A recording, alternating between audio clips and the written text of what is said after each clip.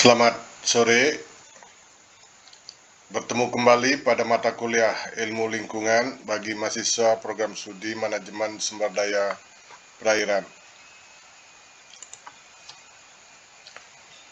Perkuliahan minggu ini kita masih melanjutkan bahasan topik modul 3 dengan topik isu-isu lingkungan hidup.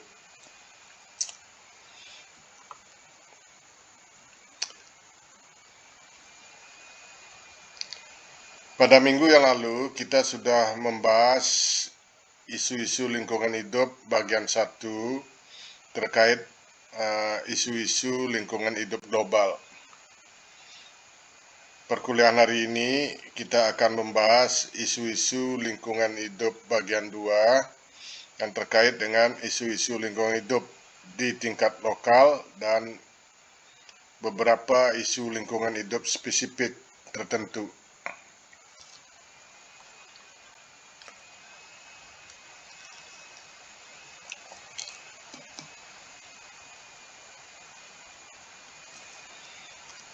Beberapa isu lingkungan hidup lokal, pertama adalah isu tentang kerusakan ekosistem.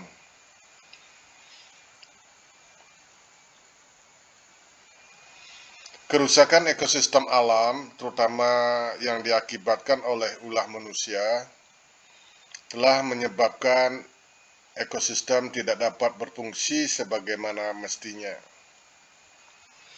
Ekosistem banyak yang berubah dan mengalami kerusakan atau degradasi terkait aktivitas manusia dalam memenuhi kebutuhan hidupnya seperti untuk memperoleh pangan, air, kayu, sandang, dan juga energi yang makin meningkat yang menyebabkan ekosistem semakin tereksploitasi. Eksploitasi sumber daya alam yang tidak sustainable atau tidak berkelanjutan menyebabkan degradasi ekosistem. Degradasi ekosistem ini akan menurunkan jasa ekosistem, atau jasa ekosistem juga terdegradasi yang pada akhirnya akan mengganggu kesejahteraan manusia atau menurunkan kesejahteraan manusia yang tergantung pada sumber daya alam. Contohnya adalah beberapa kerusakan ekosistem, misalnya kerusakan hutan akibat penebangan kayu hutan, konversi kawasan hutan menjadi misalnya lahan pertanian, permukiman maupun industri, kebakaran hutan, dan lain-lain. Berikutnya adalah kerusakan daerah aliran sungai atau DAS sebagai akibat berkurangnya tutupan vegetasi, kegiatan pertanian yang tidak memperhatikan konservasi tanah dan air. Nah, kerusakan DAS ini menimbulkan dampak terhadap erosi tanah yang meningkat, banjir, dan juga bencana longsor. Contoh lainnya adalah kerusakan terumbu karang sebagai akibat penangkapan ikan yang tidak ramah lingkungan, misalnya penangkapan ikan dengan menggunakan bahan-bahan beracun atau bahan peledak, atau dengan menggunakan alat-alat yang tidak ramah lingkungan dan juga cara yang tidak ramah lingkungan. Di samping itu, kerusakan terumbu karang juga dapat terjadi sebagai akibat atau dampak dari pencemaran dan pelumpuran di perairan. Contoh lainnya adalah kerusakan ekosistem danau sebagai akibat sedimentasi dan pertumbuhan tumbuhan air yang berlebihan.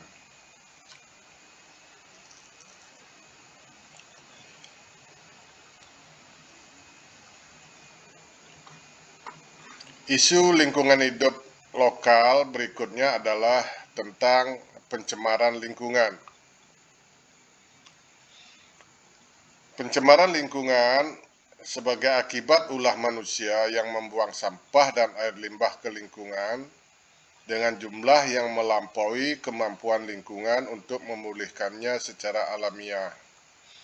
Karena sesungguhnya lingkungan itu juga mempunyai kemampuan untuk memulihkan dirinya sebagai dampak dari adanya bahan pencemar, tapi kemampuan lingkungan memulihkan dirinya secara alamiah ini adalah terbatas. Apabila bahan-bahan pencemar yang masuk ke lingkungan melampaui kemampuan dari alam itu untuk memulihkan dirinya, maka akan terjadi pencemaran. Contohnya adalah pencemaran sungai yang menyebabkan air sungai tidak dapat lagi dimanfaatkan untuk menunjang kebutuhan manusia dan juga sebagai habitat dari makhluk hidup lainnya. Pencemaran sungai ini terutama banyak terjadi pada sungai-sungai di daerah perkotaan. Juga pencemaran udara yang berasal dari emisi buangan kendaraan bermotor, dari pabrik-pabrik, dan juga kebakaran lahan dan hutan. Laut yang begitu luas juga semakin tercemar ya, oleh sampah plastik, ya, tumpahan minyak, dan juga limbah dari kawasan perkotaan.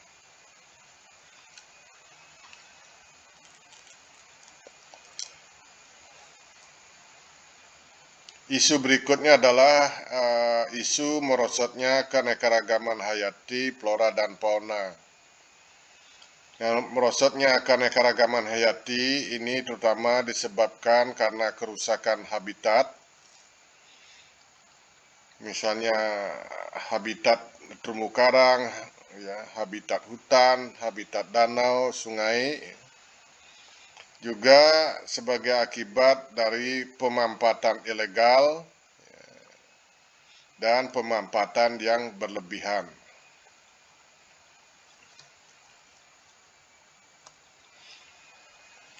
Nah, isu lokal berikutnya adalah terkait bencana alam.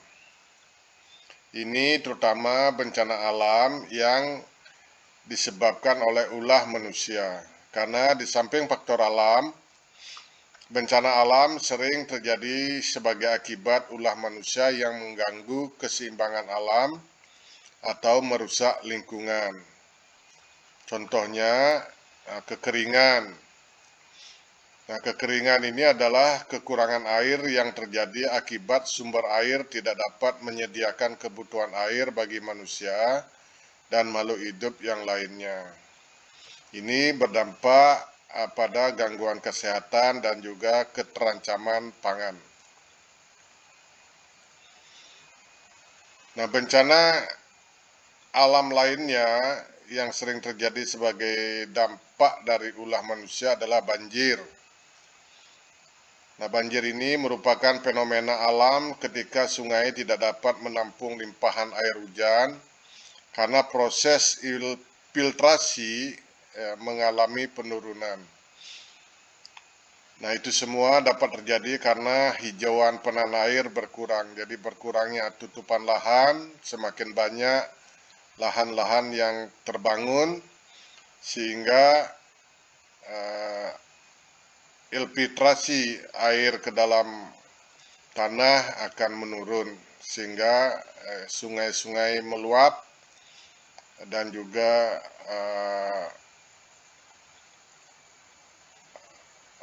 lahan-lahan tidak mampu menyerap air sehingga terjadi yang dinamakan banjir genangan maupun banjir limpasan. Bencana lainnya adalah longsor. Ini adalah terkikisnya daratan oleh air larian karena penahan air berkurang. Ini terutama berkurangnya vegetasi lahan. Seiring dengan perubahan iklim sekarang, banyak pantai-pantai juga mengalami erosi atau abrasi. Nah, erosi atau abrasi pantai ini adalah terkikisnya lahan daratan pantai akibat gelombang air laut. Dampaknya ini menyebabkan kerusakan tempat tinggal dan hilangnya potensi ekonomi seperti kegiatan pariwisata di daerah pantai. Erosi pantai ini juga banyak mengancam infrastruktur yang dibangun di dekat pantai.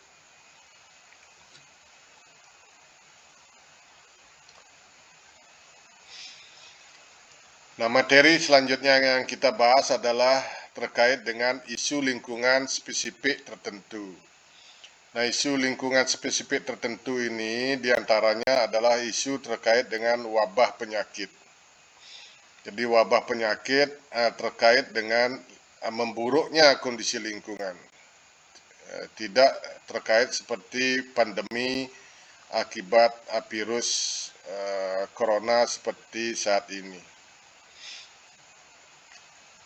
Nah, masih banyak terjadi wabah penyakit yang dibangkitkan oleh kondisi lingkungan dan sanitasi yang buruk.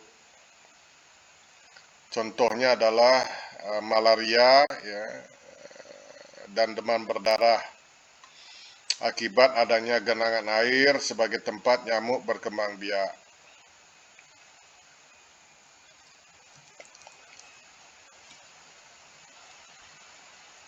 Nah, wabah lainnya mungkin diare ya, yang disebabkan sanitasi yang buruk dan air untuk memenuhi kebutuhan domestik telah tercemar bakteri.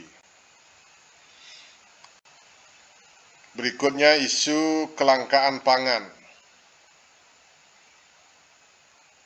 Nah, penduduk dunia terus meningkat yang membutuhkan pasokan pangan yang juga meningkat. Sementara ya, produksi pangan cenderung akan menurun seiring dengan menyempitnya lahan pertanian, dampak dari perubahan iklim, ya, kerusakan tanah, dan juga persaingan air untuk pertanian dan kebutuhan domestik dan lain sebagainya. Banyak faktor yang menyebabkan produksi pangan ke depan akan cenderung menurun sementara penduduk dunia terus meningkat. Oleh karena itu, kelangkaan pangan ke depannya ini adalah isu yang sangat penting di samping isu terkait dengan kelangkaan energi. Nah, kedepannya pangan akan menjadi barang yang semakin diperebutkan. Oleh karena itu, setiap negara harus membangun ketahanan pangannya.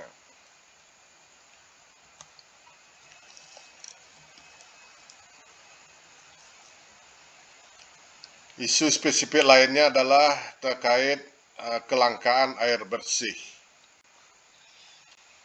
Nah, ketika kemarau terjadi di sejumlah daerah, ada fenomena krisis air bersih ya, yang dihadapi oleh negara atau daerah-daerah yang memang sumber airnya terbatas.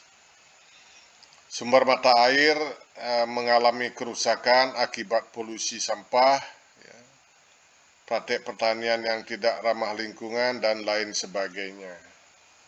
Di sejumlah wilayah di Indonesia terjadi indikasi pencemaran air akibat industri dan aktivitas lainnya yang juga akan menyebabkan air bersih semakin langka, terutama yang bersumber dari air permukaan.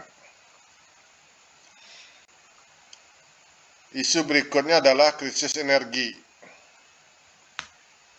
Krisis energi adalah kekurangan atau gangguan pada penyediaan pasokan energi.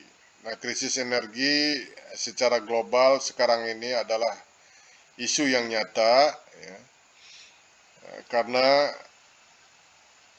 cadangan energi berbasis fosil atau bahan bakar fosil semakin menyusut, sementara sumber-sumber energi alternatif di dalam pemanfaatannya masih mengalami pertumbuhan yang lambat,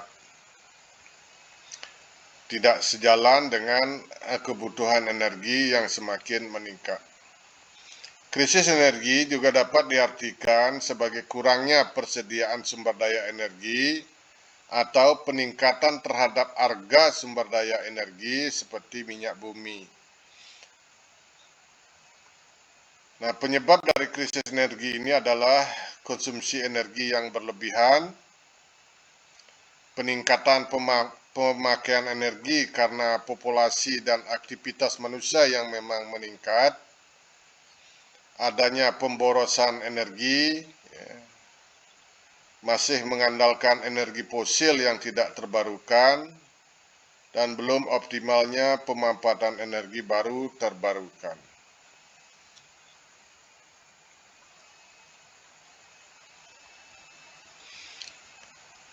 Berikutnya adalah isu ruang terbuka hijau. Ada kecenderungan akan semakin minimnya ruang terbuka hijau di kota-kota besar, ya, yang tetap akan menjadi persoalan penting ya, untuk bagaimana menciptakan kota yang nyaman, ya, kota sebagai habitat yang nyaman bagi penduduknya. Situasi kota-kota besar di Indonesia yang terus membangun ya, menyisakan satu ancaman serius, yakni minimnya ruang terbuka hijau.